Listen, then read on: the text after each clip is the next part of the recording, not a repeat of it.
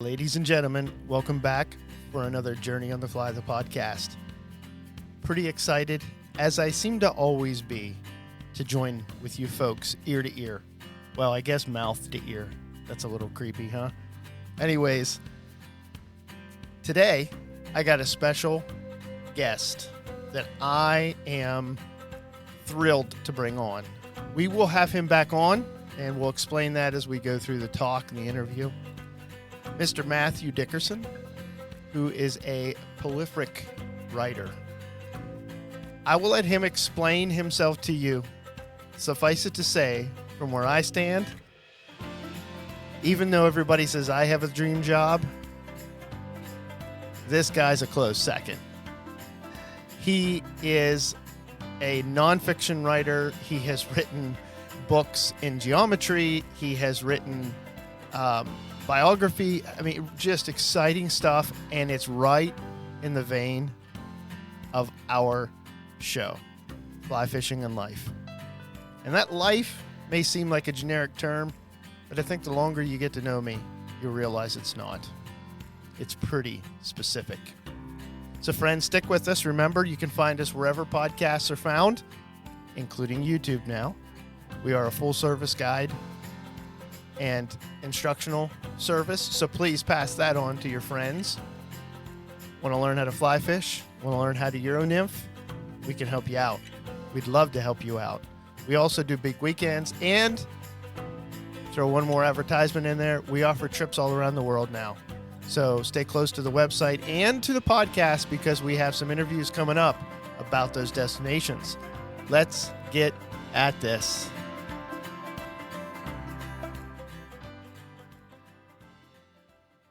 Matthew, take a couple minutes and just tell me about yourself.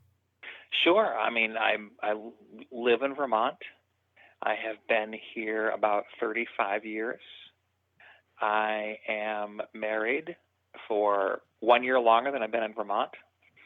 I have 3 adult sons, all married. My second grandson was born 9 days ago, so I am now doubly a grandfather. I live in Addison County. I think before you started hitting record here, I was telling you I probably have 20 to 30 trout streams within 40 miles of me. I live right across the street from the Green Mountain National Forest, so 30,000 or so mostly protected forested lands across the street. We have bear and deer and wild turkeys on our property that we see regularly, other wildlife that we see or see signs of occasionally. I teach at Middlebury College. I write. I'm very, I would say writing is more than just a hobby for me, but something I think of vocationally. I have about 15 published books. Although when people ask me what I write, that's hard to say because I've never been confined to one genre. I have published historical novels and fantasy novels. I've written a number of books about J.R.R. Tolkien and C.S. Lewis. I've written works of spiritual theology and biography. And then several books, I guess 6 books on river ecology and native fish, and 5 of those 6 are really told through the narrative lens of an avid fly angler, which happens to be me. That's my own narrative lens. I mean, is the person who loves to go out with the fly rod and stand on those streams. But in some ways, that's the fly fishing is a passion. But with the books, it's really, as much as anything, a narrative lens to tell some deeper stories about stream ecology and conservation and human impact on land. So there's your quick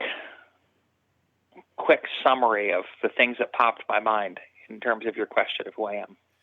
Well, that's a full life right off the bat. I find myself, so I guess I'm grateful that I have a son he turns 16 here in April, and he happens to be a prolific writer.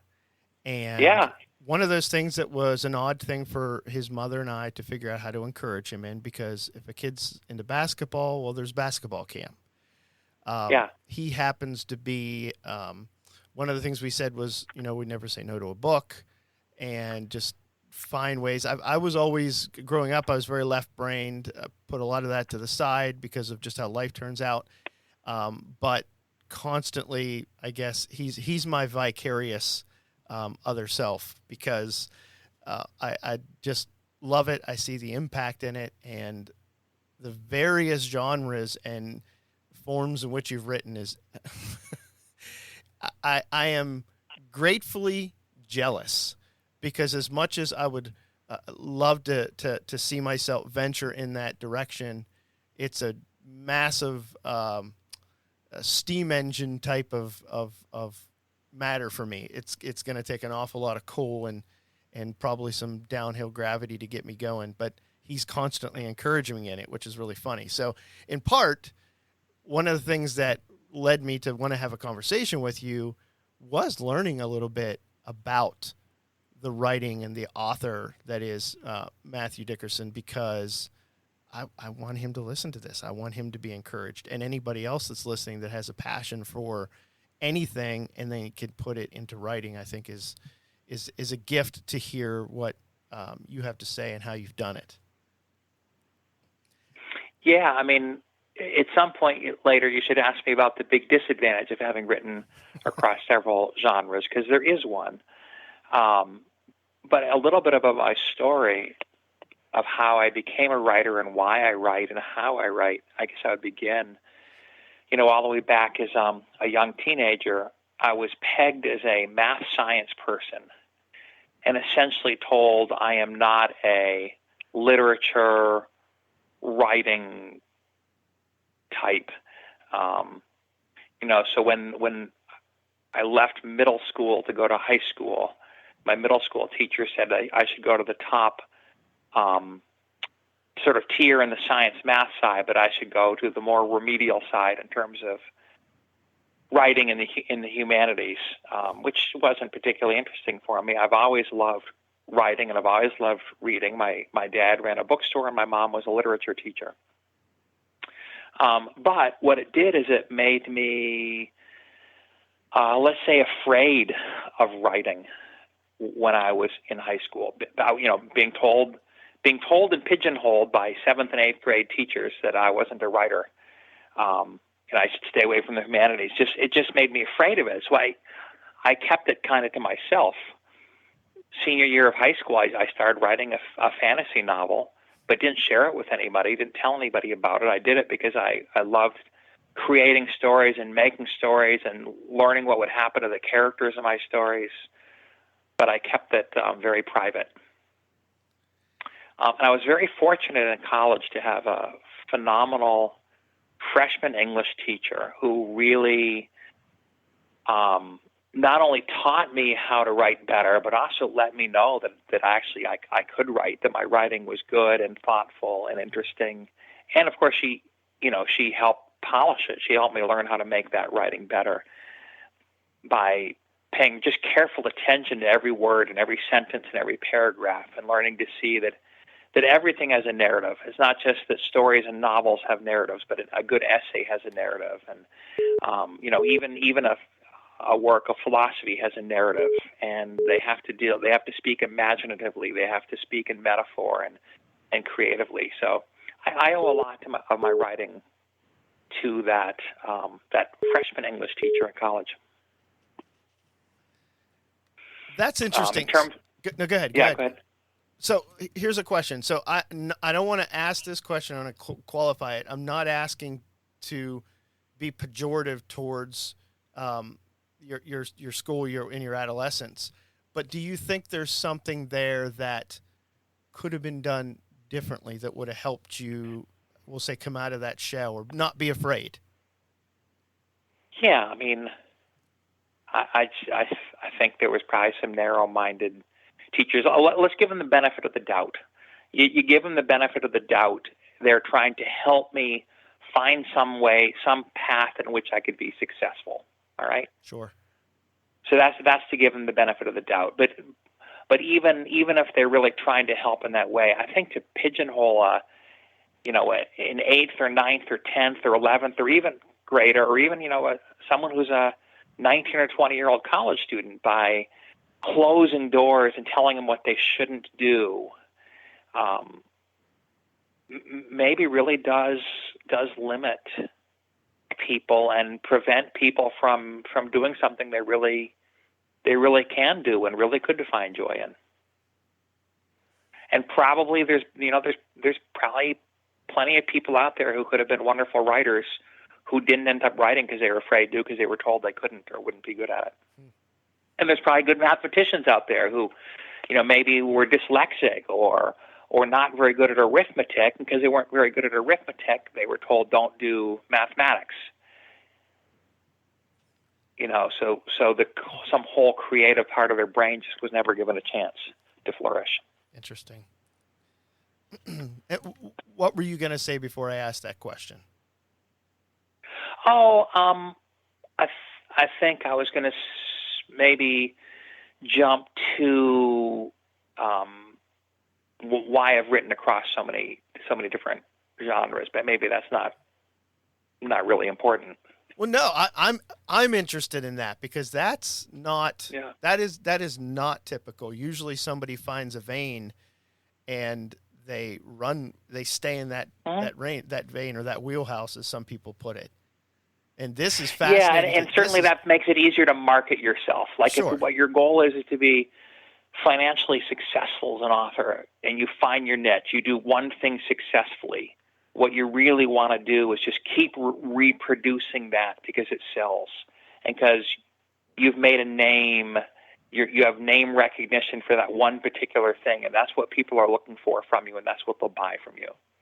And so the big disadvantage of having written across many types of literature is in success in one area, or people that know of one of my books and have liked it aren't necessarily going to find another book of mine that's in a very different type of writing from a different publisher.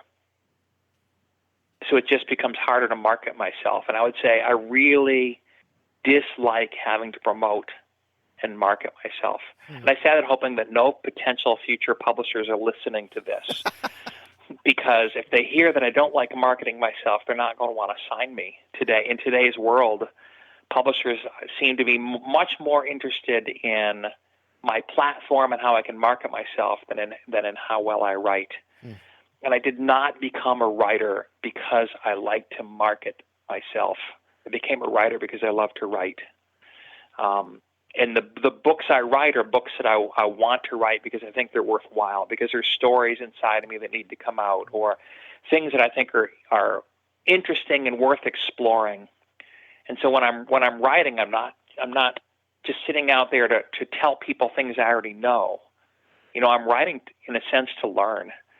I think the best writing, the writing that's really going to help my readers be interested and creative and engaged, is because I'm writing about something that interested me and engaged me and that I was learning about. When I'm discovering things and learning things, and that is coming out of my writing, I think that's going to communicate in the words of my books something that will interest and engage readers. And I don't want to jump too far ahead here, because I want to come back to something you alluded to, since we've been talking about the different genres and avenues in which you've written. Yeah. What's the disadvantage to have written in all those? Well, the disadvantage is kind of the one I said. It's just harder to sell books. Okay, yeah, that makes sense. It's I had a successful, very well received book about J.R.R. Tolkien's writing. It was a finalist for an award, and it sold pretty well, and sort of people knew my name as having written this book about Tolkien, exploring moral and philosophical and theological aspects of Tolkien's writing. But then when I turn around and write a book about rivers in the Rocky Mountains and trout and ecology and fly fishing, I have to completely find a whole new audience again. the majority of the audience of people who knew me from my Tolkien book are not going to go out and buy a book about fly fishing, native trout, and river ecology in the Rockies or Alaska or the Appalachians. Well, that's a funny point, because I'm going to say something here that is a little bit more revealing maybe than I was anticipating to some of my listeners at this moment, but that is a little bit of my goal. I have a very modest goal that has been personal that I'm trying to move forward a little bit more in this podcast and in my life for that matter. And that is to bring the world of essentially what you described in the book that you wrote about Tolkien, that the morals and the philosophy and the theology, but where that very much, in my opinion, connects with the narrative that you have talked about and written about in rivers and nature and ecology, that is there, our experience of this whole world. Because it is just to be very puntful, if that's the correct way to say that. You know, when we fly fish, when we're out in those environments, we are very much in deep waters in more than just the liquefied form of H2O. It's so much more than that to me, and I think to a lot of people. They just don't. I think you're absolutely right. Yeah. So, with that said, I mean, that's why, in some sense, right? You think of this. I think one of the greatest works of American literature is A River Runs Through It. And I know people who haven't read the book because they say, I'm not interested in fly fishing. And I always want to say, this book is not about fly fishing. I mean, fly fishing happens in the book. A lot of the narrative involves fly fishing, but it is not a book about fly fishing. It's a book about some of the deepest parts of the human experience. What does it mean to be human? What does it mean to care about people? How do you help? How do you help people out? How do you accept help from other people? How do you love people? I mean, you know, it's so deep and profound. And yeah, fly fishing happens. And I don't think it's coincidental that fly fishing happens, because precisely what you just said, I think fly fishing provides the space and the attentiveness to what's around you that stimulates those sorts of deeper, profounder questions and explorations. Yeah, it gives us such a sense of what I've been saying for the last couple of years and trying to unwind and unpack and articulate is that fly fishing, it enchants us. It brings us to enchanting places. It fills us with wonder, and it fills us with gratitude. But all of those. What, and this is going to lead into another question, so please speak freely on this. What is the source of those things? Because they can't be the means and the ends in themselves. Otherwise, right. we're just going to walk off a we're going to walk off a cliff and that's it. There's those are hopes that we could perpetually chase that fish for that next fish and that hope, but that's not real hope. No, I mean, you see that with certain successful athletes. You know, you talk to pick your favorite successful athlete, someone who's just won a Super Bowl or won an NBA championship. And probably that person has dreamed about doing that since they were, 8 years old or 7 years old, and has worked really hard toward it. And they've always imagined that if they could do that, they would be happy and successful and satisfied.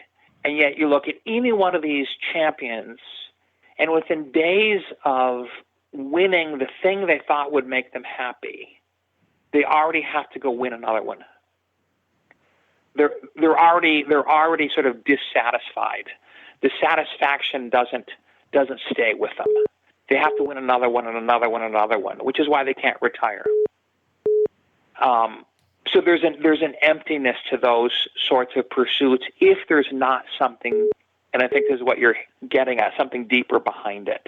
Yeah. So, I think there's, very broadly speaking, a couple ways we could look at the universe. We could look at the universe as the blind product of meaningless, purposeless chance, which is to say there's no ultimate meaning in the universe, and it's up to you to create whatever meaning you want. But when you say it's up to you to create whatever meaning you want, and that all meanings are equally valid, it's really another way of saying there's no meaning at all. Yeah. Another way of to see the universe is to see that the universe was intentional. It's purposeful. It exists not because of a great cosmic accident, but because of an intentional act. And I would say by a loving being, a creative being who brought the universe into being, and it has meaning because it's intentional, it's purposeful. And now when I'm out fly fishing, because that latter worldview, that latter understanding is the one I have. When I'm out fishing, all the things I do are pointers to that deeper meaning of the universe, whether it's watching a mayfly rise off the water or watching a trout snatch that mayfly, or just realizing the connectedness of life, that what happens in the river impacts the forest, and what happens in the forest impacts the river, and what happens 1,000 miles up the river from the ocean impacts life in the ocean, and everything is so interconnected. There's a deep purpose behind it all. And so it's, that's some of what I'm pondering when I'm fishing and what gives meaning to every action I take. That was a little long and rambling, but I think that was the, what do you want to say, the spontaneous, impromptu response to your prompt. Yes, and ramble on, please. That's what we're here a little bit. That's what conversation is sometimes. It's good ramblings. There's a wonderful ecologist who wrote, Robin Wall Kimmerer, who wrote the book Braiding Sweetgrass. It's one of 3 books I've read in the last decade that were written by scientists with a tremendous scientific knowledge, but written with real craft of writing, and written for a broad audience, and written not just to communicate scientific knowledge, but to communicate human nature and I don't know, love and what's important. And one of the themes running through all of Robin Wall Kimmerer's book is that all flourishing is mutual. It's a wonderful ecological phrase, all flourishing is mutual. And it's a wonderful human phrase, that all flourishing is mutual. If I'm truly helping somebody to flourish, I'm helping the world to flourish. I will benefit from that flourishing. When you help a stream to flourish ecologically, you're going to help the forest to flourish, and you're going to help the lake to flourish, and you're going to help the ocean to flourish. And on the other hand, when you are destructive, when your habits and your practices are destructive, that destructivity impacts everything. We all live downstream. But the very definition of flourishing requires a definition of what is the good life. Yeah. And again, for some people, if there's no ultimate meaning to the universe, and I believe there is, but if there's no ultimate meaning in the universe, if everything is just up to us to create, if somebody says their definition of flourishing is they just want to be rich and have a lot of pleasure, I can't really argue with that. It's just that's their perspective, and my perspective is different. But if the universe really is a product of loving, creative being, and it has a purpose, then by knowing that creative being, I can begin to know what that purpose is, and that can help define what flourishing is, so that I can help the world to flourish, and not force the world to just satisfy my selfish desire for pleasure. And I do have a selfish desire for pleasure. When I watch films of people fly fishing and I see someone catching a really big fish, I want to go catch that really big fish. I hear you. We just attended, was it 2 Sundays ago? Don't tell our pastors, but we skipped church because it happened to coincide in the same time that the International Fly Fishing Film Festival landed here locally, and it's what a cool event. It's takes you to breathtaking places, and if somebody knows how to handle a camera well and tell a story really well, it transforms the entire thing. And it's funny because I brought my son, and the same, like, you got to vote, and the same the same film that I chose to vote for is the same film that he did, and it told this beautiful story from the fly's perspective, which really blew me away, actually, because that was very unique. Yeah, that's cool. I like that. I've gone to it, and one of the things I appreciated about it is is not just what I call, well, what others have called fish porn. That I'll get back to that in a minute. But that the film tour actually is telling story. It's actually very, very much draws you into the sense of place. Is not just about catching this big fish that could happen anywhere, and it doesn't really matter where the location is. It's just getting that 8-pound brown trout or that 16-pound steelhead or something. But when I've gone and seen the film tour, a lot of the really best ones give you a sense of the culture of the land and the landscape and what the mountains are like and what the seasons are like. And so there really are, and telling you stories about people too. Yeah. And the fish porn are just those photos that give you no insight into why that river is important, why that mountain is important, how people have lived on that land for centuries and depended on that river. It's just about catching the big fish. So that's one of the things I've sought in my own writing about fishing is to care about place and to care about people and not just do more fish porn. I love it because we have Instagram. There's plenty of that junk there too. Yes, there is. Yeah. And I kind of liken it to... And it attracts followers too. I mean, the reality is, right? Yep. It gets people to your page, and it is tempting when I want to get people to my page and I want to let people know about my new book. That's the easy way to do it, but I also have to resist that easy way. Yeah, because it's short-lived. It's short-lived and it's wrong. I mean, I think it's destructive. Ultimately, to the very rivers and the very fish we claim to care about, it destroys it. That's interesting. Unpack that a little bit, because I think I know where you're going, but I'm not going to be presumptuous. Unpack that a little bit. Well, let's give two ways it does that. The first way is kind of the less obvious way, but the deeper way. Because what happens is all the person really cares about, if what's drawn them to go to a particular stream is that fish porn, that really big fish, then when they go to that stream or that river, that's actually all they care about. They don't care about their impact on the river. They don't care about other anglers. They don't care about the local culture. They just want to catch that big fish. I'm beginning to see anglers like fighting on rivers and arguing because they've all come to this famous river to catch this big fish, and that's all that's in it for them, Does that make sense? It makes perfect sense. I'm laughing and grinning here because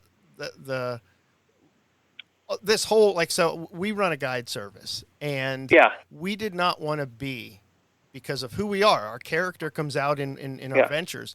We did not want to be a guide service that is just about getting people onto fish. There's days, and this is a liability to say this on a recording. There are days I will take people out, and they may not land a fish. Now, there's a lot of reasons to that, mechanics and different things, strike detection. But if we were just about getting people on a fish, we have failed at that point. But I would also say that if we are about just getting people on that fish, we've failed already. Because our that's right. And exactly. Yep. Yep. No, I think you're absolutely right on. And the problem, of course, with fish porn is that that's what it draws people for. Yeah. It's like the difference between, pornography and love, right? Yep. One is to satisfy a lust, and the other is to teach you to be a better person. Yeah. And there's that short-term, parasite of an experience opposed to something that is filled with hope and longevity.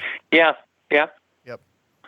So I think that's the deeper reason why that sort of photography and writing is dangerous and ultimately harmful to the thing it claims to care about.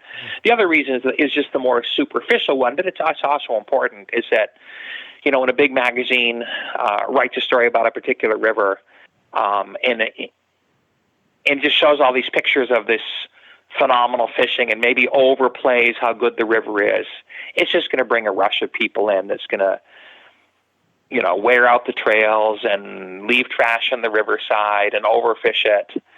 So that's part of it too.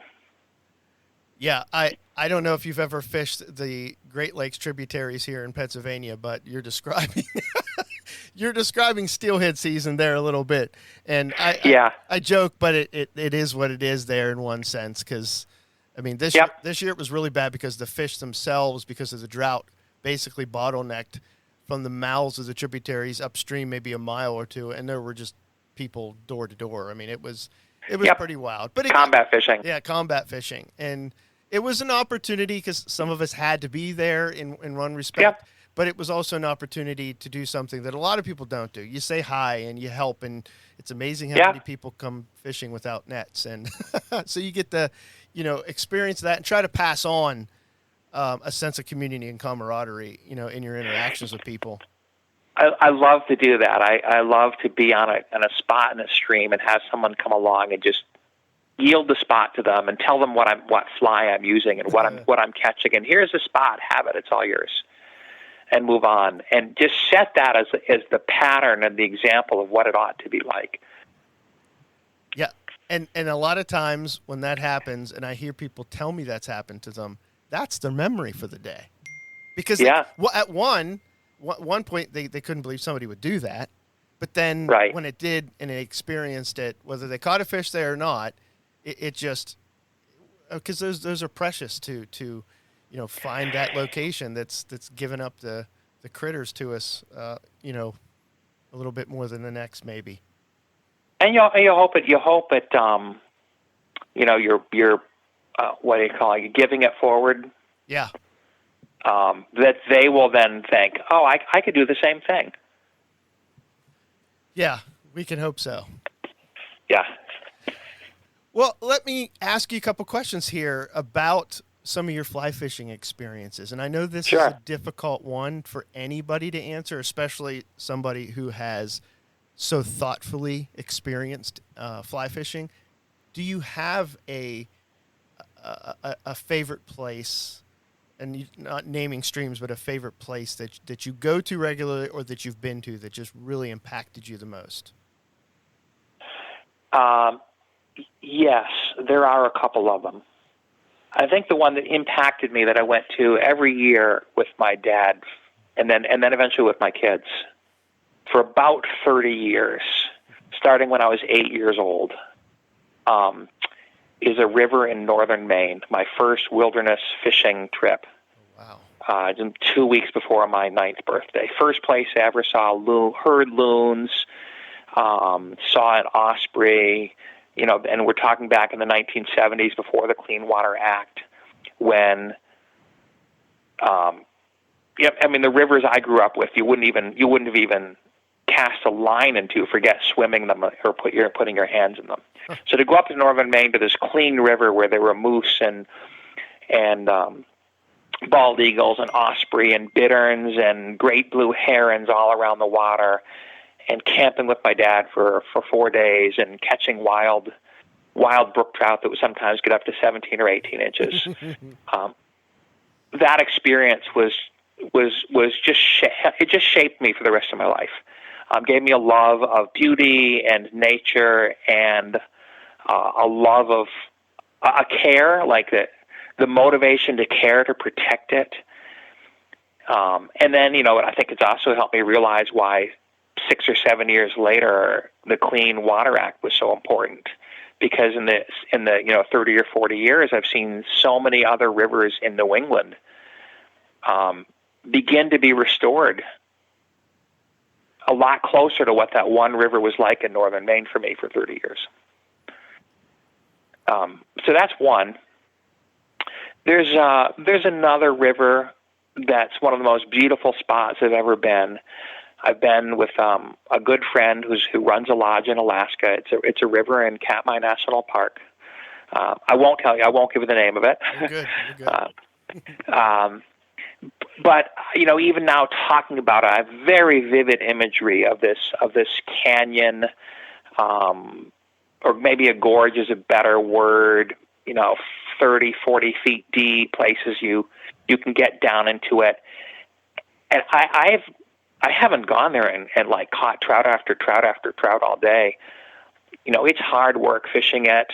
You're often having to get out of the river because 3 or 4 or 5 brown bear are working up, and you yield the river to them. So I've had days catching 2 fish or 3 fish there. I've had a couple days camping there where I caught 1 fish or none. But it's just so beautiful and such a simultaneously harsh and fragile environment, and yet tremendously, at the same time that it's fragile and harsh, tremendously rich and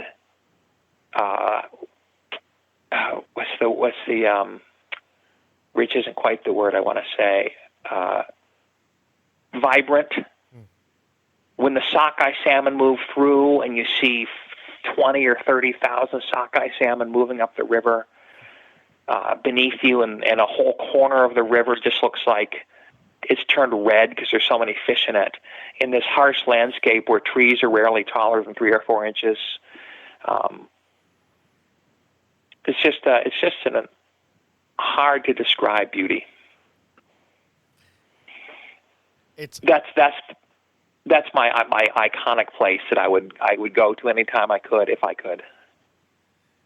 That's beautiful. And I appreciate you sharing that. Sometimes when I'm trying to describe fly fishing the way we've been talking about it, because I don't want to describe it just in pure mechanics of a cast. Right. It's not just about getting rid of tailing loops. It's so much more. I often liken it to... Wait, you can get rid of tailing loops? Occasionally. Are you going to now tell me that wind knots aren't caused by the wind? We'll leave that mystery out there. Well, I often liken it to everybody when we had our child, and we have one boy, and everybody's, it's going to change your life. It's going to change your life, and you don't get it until he's in your arms for the first time. Yep. And it's so much like that. It starts to make more sense as I'm even telling that why so many people who have fly fished for trout or steelhead or whatever the case may be, or spin fished, and then picked a fly rod up and have never gone back. It's not, I don't care what you're fishing with. Well, I do. I'm not a fan of treble hooks, but if you're outdoors, you're enjoying it and appreciating it and being a good steward. I don't care what you're doing out there as long as it's right. But as a good friend of mine said, you do it the way God intended with a fly rod in your hand. Right. Like Peter. I'm just almost certainly the Apostle Peter was a fly fisherman. Isn't that what John McClane said? Yep. Yeah. And we have some archaeological evidence to back that up too now a little bit, but. Yeah, when I think about this place in Alaska, I could happily fish there all day. But when I say fish there all day, there are moments when I just stop, and I'm standing at the edge of the gorge, and I just breathe, and I look down. I don't even have to be casting my fly rod at that point. I am just feeling the peace and the magnificence and the splendor of the setting. Hey, actually, you used the word near the beginning of this conversation, which was wonder. That's a great word. Wonder and awe. Just fill me up in the scenes like that. The guide that brought me there is the one who did the photography for my book, the Salvelinus, the sockeye, and the egg-sucking leech. Yes. His name's Glenn Allsworth Jr., and he runs the Farm Lodge in Port Allsworth, a town, by the way, that was named after his grandfather, Babe Allsworth, who was a legendary aviator and bush pilot who helped settle that region 70 or 80 years ago. Oh, wow. So, part of my wonderful memories of that place have to do with my friendship that grew with Glenn Ellsworth Jr., Babe's grandson, who's lived his whole life in this off the road little village of 180 people out in Lake Clark National Park in the Bristol Bay drainage. Oh, man, you're speaking my language right there. Those are being that I'm from central Pennsylvania where I live now, I yearn so much for that area, and I have a very vivid imagination, thankfully, for most good reasons. And I just think about being in those places that my imagination takes me to, with community. Because I grew up, I don't have that story of my a family member founded an area, but I grew up in a time when within less than a half a mile, over 60-70% of my immediate family, my uncles, my aunts, my grandparents, my great aunts, and my great grandfather and grandmother lived there. I mean, we had this. It was almost a little bit of a compound of sorts, but everybody had their own properties and houses. But it's just, man, that's a really rich history and family life there. It is, and unusual in our country today when people are so mobile and so unrooted to location. So to have a family that's rooted to a place, I think, is a real gift. Yeah, absolutely. Definitely not something to be frowned upon. No, not at all.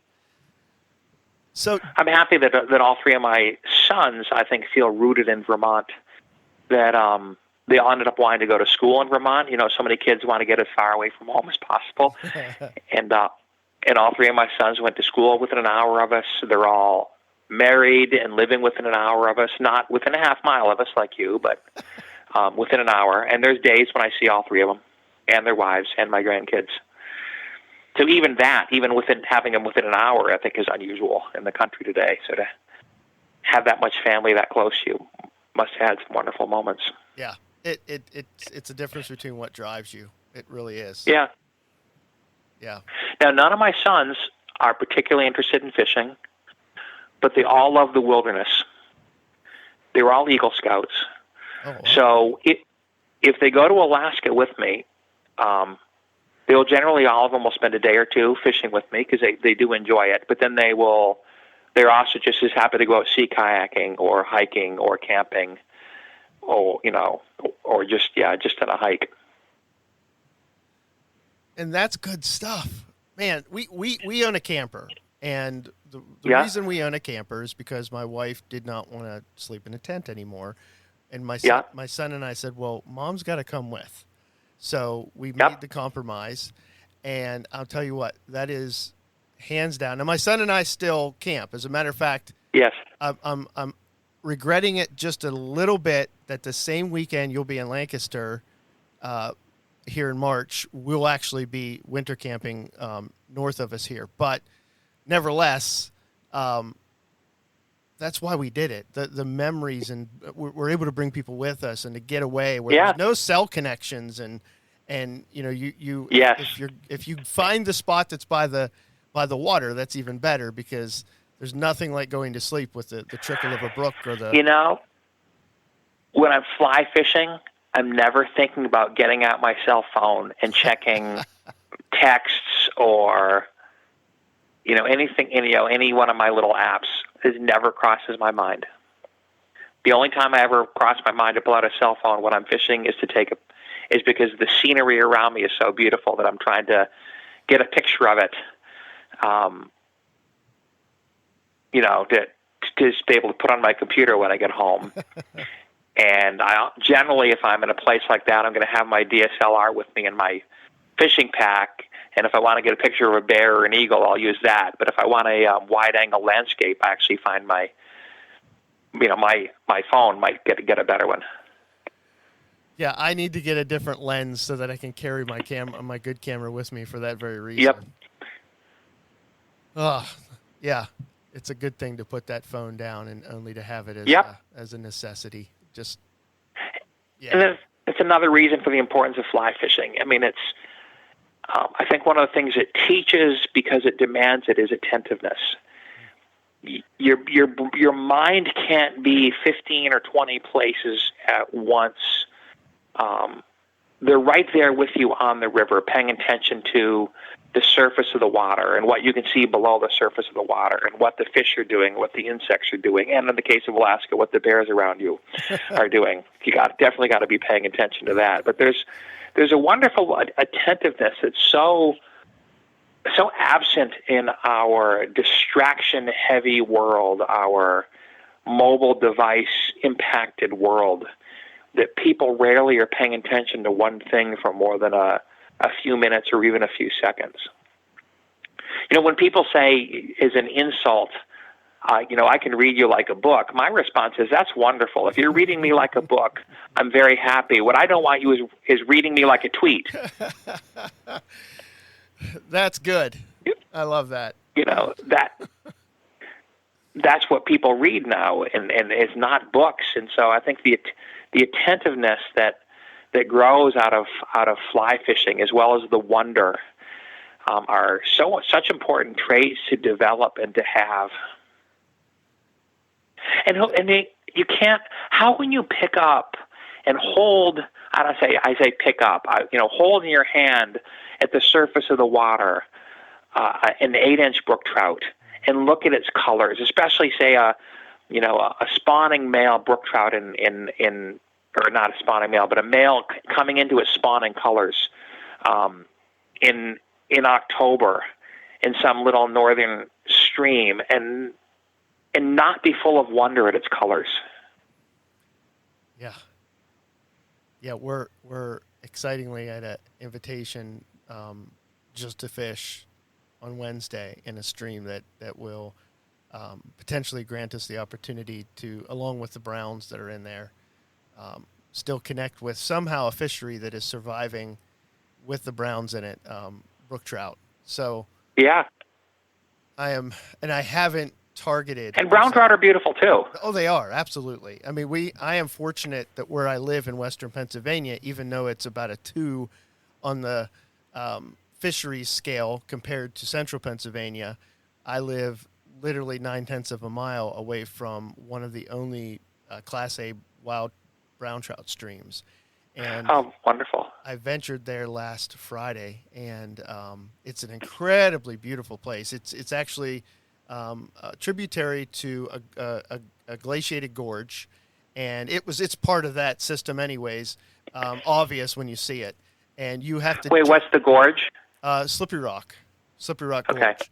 And this is like a miniature version of it, but it's interesting because it's one of the few places in Western Pennsylvania that has limestone influence. Yeah. And I think that's the prevailing reason that those fish have survived in there, because this past year I worked with a local naturalist and did a nature camp with the kids, and we were doing bug studies and stuff like that, and we found, I'm not sure what species they were, but we found freshwater shrimp in a Western Pennsylvania stream. And that's a tremendous find, to be honest. Yeah. Because it's just not typical until you start hitting kind of, almost the very center of the state and east a little bit. I don't think I've ever seen them anywhere in New England. Really? Yeah. Well, I guess if you're dealing predominantly with those rocks, then it'll be pretty tough. Right. I mean, it's the combination. There's clearly springs that are feeding this stream, but then with that limestone influence, the nutrients is just there. Yep. And it's kind of concentrated because it's not a large stream. It's a pretty sharp gorge that it's in, so it kind of all works together and gives us it's a very difficult fishery. I mean, a very difficult fishery. Those fish, if one sees you below 2 miles, they're radio to the next one. Well, I've only been out to Western Pennsylvania once. It was several years ago. I was speaking at a creative writing conference at Houghton College. But any fishing I've done in Pennsylvania has really been an eastern part of the state. So if you want to invite me out there sometime to chase steelhead, I would be willing to put up with some combat fishing and some crowds. Well, we need to connect next season. for sure. That'd be a I have caught fantastic steelhead time. in 6 states. Yeah. Now, okay, here's a bit of a selfish question for me because of something Yeah. that's coming up. Have you fished the Pacific Northwest at all in say Washington State? I have caught steelhead in California, Oregon, Washington, and Alaska. Okay. Did I succeed in making you jealous? Oh yes. I wasn't trying. Oh yes. I was just answering your question. That's okay. It's a good kind of jealousy. Yeah. I've had one day steelhead fishing in my life in Washington, but it was the best day of steelheading I've ever had. Oh, wow. I consider, if I land 2 steelhead, I'm thinking I just had a fairly successful day. I mean, if 4 hookups and 2 landed fish is a decent day in the rivers I fish for steelhead, and if I catch even 1, I don't think of that day as in any way as a failure. But this was an 8 hookup day and 5 fish landed. Oh wow!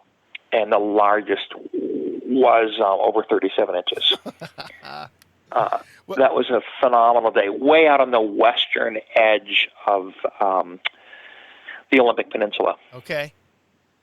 So that was my peak steelhead day of my life. I know there's other people who do that, who catch that many regularly, but I'm not one of those people. Swinging. That's my confession. Were you swinging flies? Yes. Okay. I mean, that's no. It's not, sorry, we were not. I was not spay flies. Okay. I've had a couple of days of spay casting in Oregon, maybe for steelhead, both on the coastal Oregon, and then I did a 3-day drift on the Deschutes once. But most of the rivers I have fished for steelhead have not really been big spay casting sorts of rivers. So, like when I'm fishing the Great Lakes trips here in New York or nearby New York, it's more nymphing, little winter stoneflies. Gotcha, like on the Salmon River and such. Yeah, I mean, on the Salmon River, exactly. And of course, egg patterns like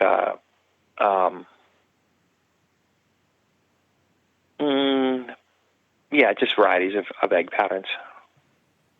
It's really interesting because it's generally actually tied egg patterns in the Pacific Northwest, and they're very disdainful of beads there, and you just don't use them. And in Alaska, the guides are the opposite. They're convinced that beads are a lot safer for the steelhead because you can pin them up 2 inches above the hook, and so when they take the bead, the hook gets them on the outside of the mouth. Gotcha. That makes sense. I've heard that. That's interesting. And so you never get a case of the steelhead pulling that fly into their mouth and getting hooked in the gills. They're very easy to unhook. So it's really interesting that the debates and arguments people have to have. Every fly fishermen seem to really love to be disdainful of other people. Whatever technique they use, they want to be disdainful of other people's technique. So I've tried to learn not to do that. Yeah, I'm not a fan. I don't think beads are very satisfying for me. I can understand why. Just to kind of thinking that process through a little bit, but they're aesthetically not pleasing to me. And yet, when I'm in Alaska and all the guides are saying, "Look, this is what we want to do to protect the steelhead," it's like, okay, got no problem with it, and I'd rather cast it. Yeah, I won't say anymore. Anything you say anything you say about any technique, you're going to get more fly fishermen angry at you than you are. How do we fly fishermen become such an ornery lot sometimes? I don't know, and I try to work on it. Being that I'm kind of so I'm 47, so it puts me in a position that I can connect still with younger generation, and I enjoy connecting with the little older generation. Actually, one of my very good friends is in his 60s, and I'm trying to bridge that gap. So I'm trying to encourage the young, but then also kind of sternly when I hear people dismissing certain tactics and techniques that are relatively new to the fly fishing world, but that are They're ethical. They're beautiful. Yep. They're just a different, we'll say, demographic or a different mentality is gravitates towards those things. But they're all part of the tools that you pull out of the box. I mean, exactly. I mean, my philosophy is, and this is what I teach my clients: what we're going to do today, the river will tell us that. If there's fish rising, we're not going to throw nymphs right away. We're going to try to catch those fish on the rise, or whatever the case is. Yeah, there's I think what's ethical and what's good release practices for the fish, like the same rivers in Alaska where they allow beads and everyone uses beads, which Pacific Northwest people from Oregon would be really disdainful of. You're not allowed to remove a fish from the river in Alaska. Interesting. It's illegal to pull a steelhead in Alaska, to lift it out of the water for a photo. Oh wow, that I did not know. And I've been in places where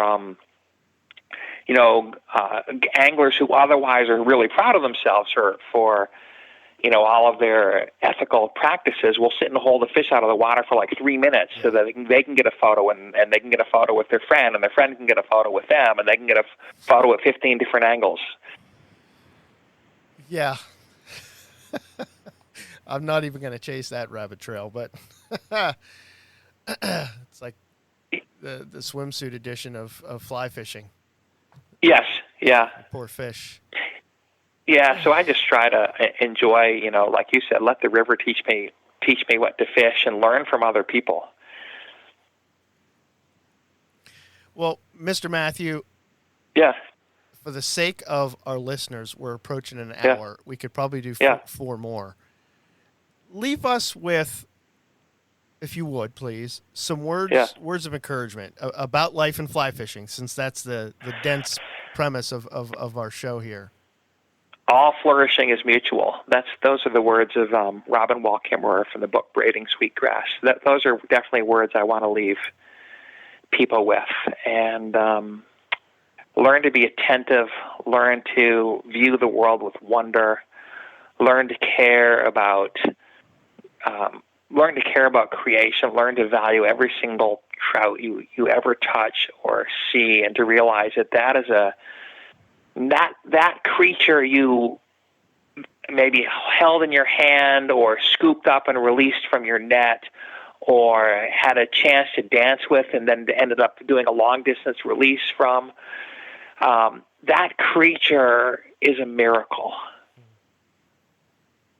That creature was made by a loving creator who took the time to make something beautiful and artistic and full and to fill us with joy. We could live in a drab world and eat food that was just protein pellets. And yet we have this world full of beauty, and trout exist. I mean, just think about that. Trout exist. What a reason to be thankful, to approach the world with wonder and appreciate its beauty. Amen. I'll take that. Journey on the Fly Family, thank you once again for joining us. I hope you enjoyed that conversation with Mr. Matthew Dickerson. I will leave in the show notes all the ways that you can connect with him. Please, I'm going to ask you this. He actually didn't want to promote any of his literature, and I'm not doing this out of disrespect for him. I'm doing this because I wanted to. I want you to enjoy and to grow and to be awakened and to find that wonder that we talked about, and his literature will help you with that. I think in the various genres that he's written in, you're going to find something that you can really enjoy, and I hope you do so. So thank you for your time. Till the next time, we're together. Keep those lines tight, the flies in the fish's mouth, and remember, it's not the destination that makes us. It's the journey that counts. God bless.